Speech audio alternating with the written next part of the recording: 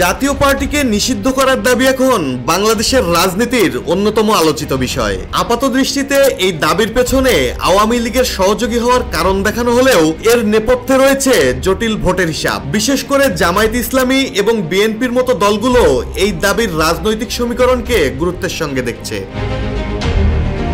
পর্যবেক্ষকরা বলছেন, জাতীয় পার্টিকে নিষিদ্ধের দাবির মূল উদ্দেশ্য আগামী নির্বাচনে নিজেদের অবস্থান আরো শক্তিশালী করা। যদি জাতীয় পার্টি নির্বাচনে অংশ নেয় এবং আওয়ামী লীগের ভোট ভাগ করতে পারে, তবে তাদের প্রধান বিরোধী দল হওয়ার সম্ভাবনা কমে যেতে পারে। তাই দৃশ্যত দুর্বল হলেও জামায়াত, এনসিপি এবং গণ অধিকার পরিষদের মতো দলগুলো জাপাকে নিষিদ্ধের দাবি তুলেছে।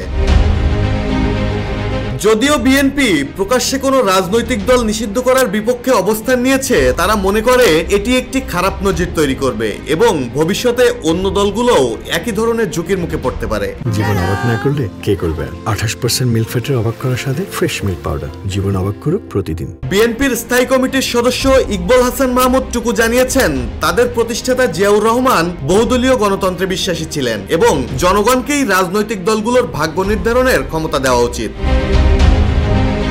অন্যদিকে জাতীয় পার্টির মহাসচিব শামীম হায়দার পাটোয়ারি এই দাবিকে অনৈতিক আখ্যা দিয়েছেন। তিনি বলেছেন, তার দলের ভোটের মাঠে অভিজ্ঞতা এবং পরিচিতি রয়েছে, তাই একটি পক্ষ নিজেদের নির্বাচনী লক্ষ্য পূরণের জন্য জাপাকে প্রধান বাধা মনে করছে এবং এমন দাবি তুলছে।